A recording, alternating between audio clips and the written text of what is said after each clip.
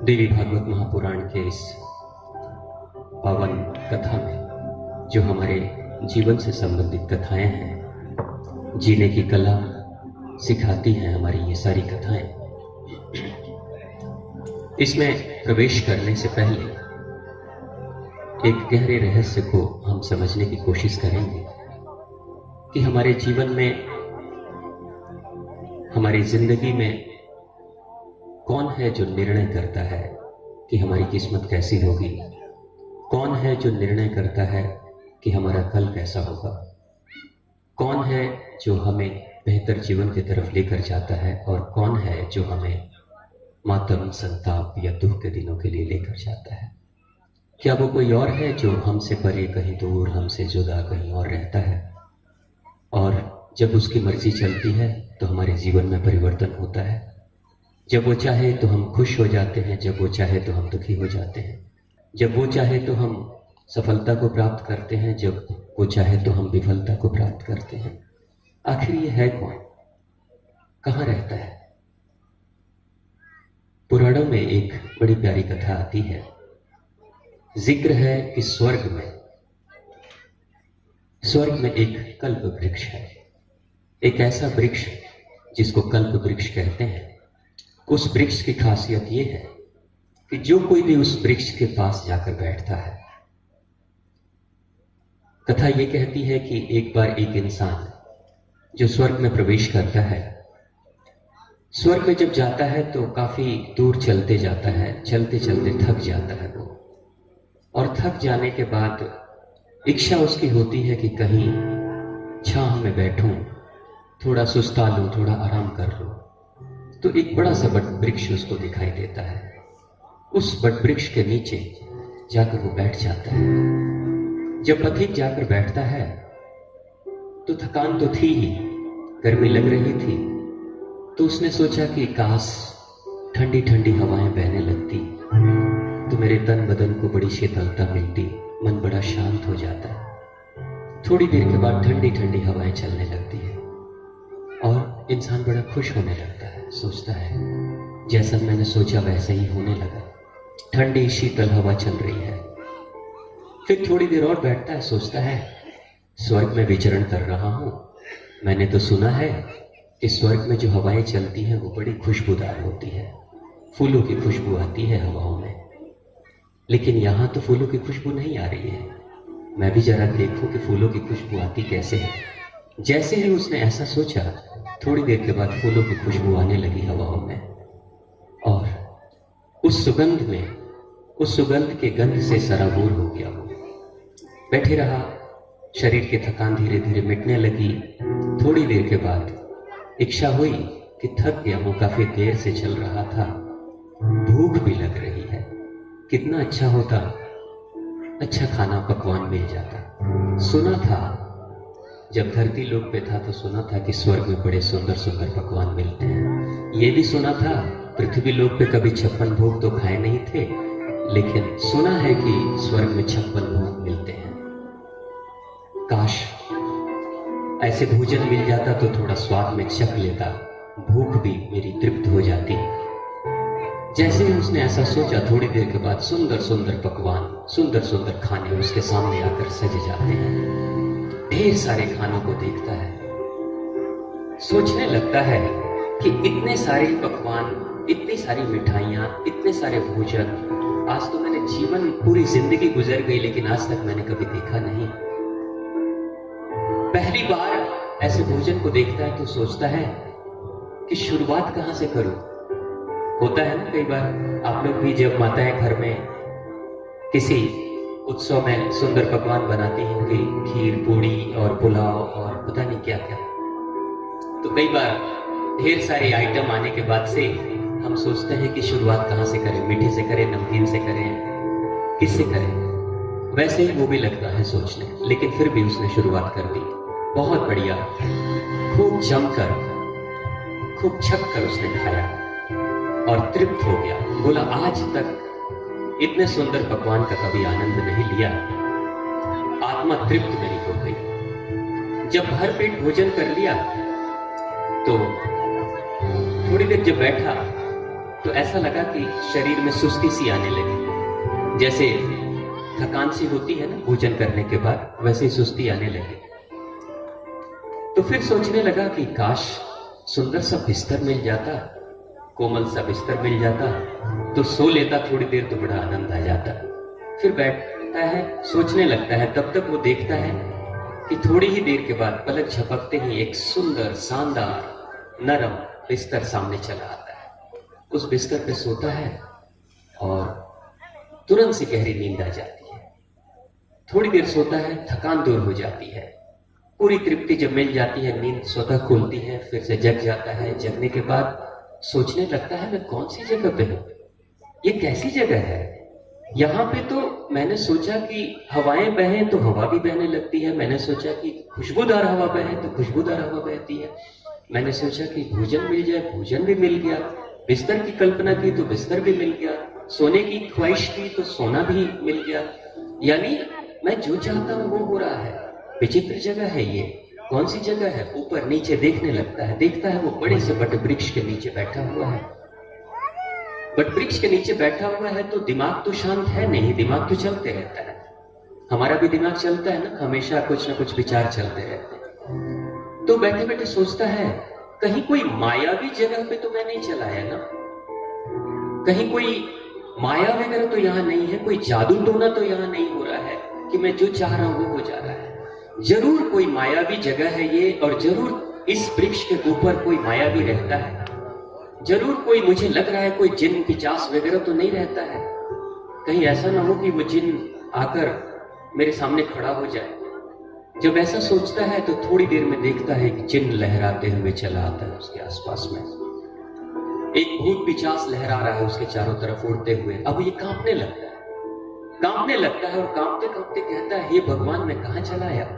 ये तो सच में मैंने जैसा सोचा कि हाँ ये जिन रहता होगा, कोई जिन या पिचास रहता होगा, यहाँ तो पिचास चला आया।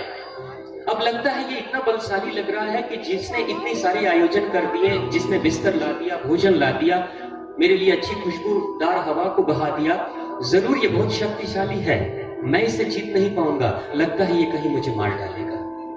तुरंत से जिन आता है और गला दबाकर मार डालता है और वो इंसान मर जाता है।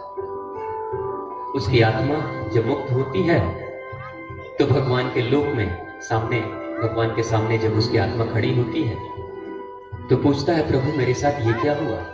तो बोले कि तुम भूल गए क्या, धरती लोक पे जब थे तो ऐसे ही कल्पनाएं तुम करते थे, लेकिन धरती लोक के नियम अलग थे, लेकिन ये तो स्वर्ग लोक है। यहाँ ये कल्प वृक्ष के नीचे बैठे हो और कल्प वृक्ष के नीचे इंसान जो भी कल्पना करता है वो सारी कल्पनाएं उसकी पूरी हो जाती हैं। तो प्रभु मुझे मारा क्यों उस जिन्नात ने। भगवान ने कहा कि वो जिन भी तुम्हारी ख्वाहिश से आया था, वो भोजन भी तुम्हारी ही ख्वाहिश से आए थे, वो हवाएं भी तुम्हारी ही ख्वाहिश से बह रही थी, वो बिस्तर भी तुम्हारी ही ख्वाहिश से चली आई थी, और तुम्हारी ही ख्वाहिश से तुम्हारी थकान दूर हुई, तुम्हारी ही ख्वाहिश से तुम्हारी नींद पूरी हुई, और तुम्हारी ही ख्वाहिश से तुम्हारी मौत भी हुई है। जो तुमने चाहा है वही तुम्हारे साथ हुआ है, जो तुम चाहोगे वही तुम्हें मिलेगा। अगर हमें ऐसे कल्प वृक्ष के नीचे बैठने का मौका मिले तो हम क्या करेंगे। और कहां है ये कल्प वृक्ष। कल्प वृक्ष कहीं और नहीं। कल्प वृक्ष को पाने के लिए किसी मरने के बाद स्वर्ग में जाने की जरूरत नहीं है। निरंतर हम सभी कल्प वृक्ष के साथ ही रह रहे हैं।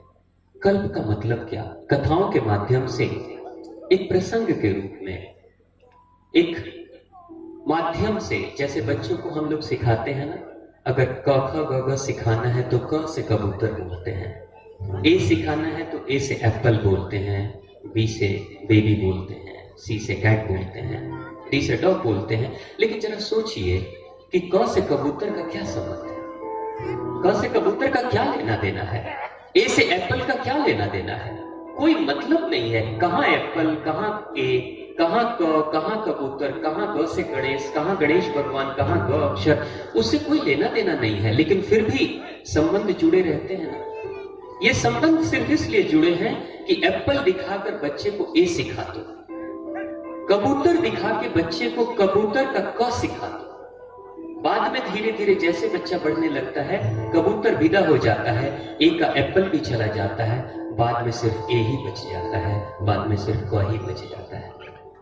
वैसे ही ये कथाएं, ये कहानियां, ये सब हमें हमारे जीवन के एक दृश्य को दिखाती हैं कि हमारे जीवन में इनका कैसे संबंध है। ये प्रसंग क्या कह रहा है?